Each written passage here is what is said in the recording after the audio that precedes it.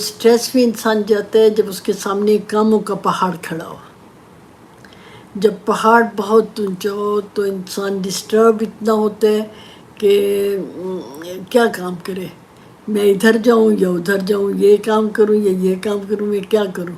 تو اس میں اس کام کے آپ کیا کریں کہ اس کو چھوٹے کاموں میں تبدیل کریں، تھوڑا تھوڑا کام کریں. ختم ہو جاتا ہے، ایک دفعہ شروع کرو ختم ہو جاتا ہے. پہلا قدم اٹھانا مشکل ہوتا ہے. اور دوسرا یہ ہے کہ ایک وقت میں ایک کام کرے، یہ نہیں کہ یہ بھی کام کر لوں اب یہ بھی کر لوں، وہ سارے کام جو ہے ادھورے رہ جاتے ہیں. ایسے نہیں آپ نے کرنا ہے.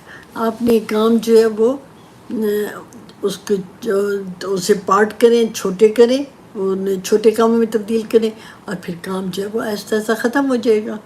تو اس میں انٹرسٹنگ بات آپ کو بتاؤں، آپ کو تو ہوگا، میری کلائنٹ کہتے ہیں کہ جی رونے کو جی چاہتا ہے، اور میں انہیں پتہ کیا کہتی ہوں، جب بھی رونے کو جی چاہے رو لیا کرو. رونے سے یہ ہوتا ہے کہ اسٹریس جو ہوتا ہے وہ سمجھے کہ بہہ جاتا ہے. رونا بھی کبھی نعمت ہے، رونا بھی کبھی نعمت ہے، دل ہلکا ہو جاتا ہے. رونا بھی کبھی نعمت ہے، دل ہلکا ہو جاتا ہے.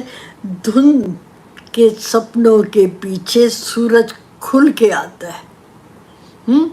تو رونے کو جی چاہ رو لے. اکیلے بیٹھ کے رونے کو دل چاہتا ہے تو اکیلے بیٹھ کے رو لے، نہیں تو کسی کے ساتھ مل کے دکھ سناتے ہوئے رو لے. لیکن رو لیا کرے. رونے سے نہیں گھبرانا، رونے سے دل کا بوجھ جو ہے جو وہ ہلکا ہو جاتا ہے.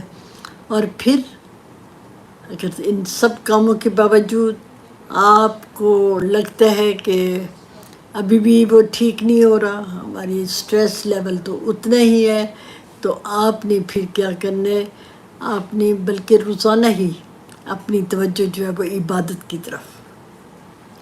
عبادت، مسلمان ہیں تو قرآن پڑھیں، اس کو سمجھیں، اس پہ عمل کریں. ورنہ مسلمان نہیں ہے تو آپ کی جو بھی مذہبی کتاب ہے اس کو پڑھا کریں. اس سے آپ کو بہت ہی سکون ملے گا.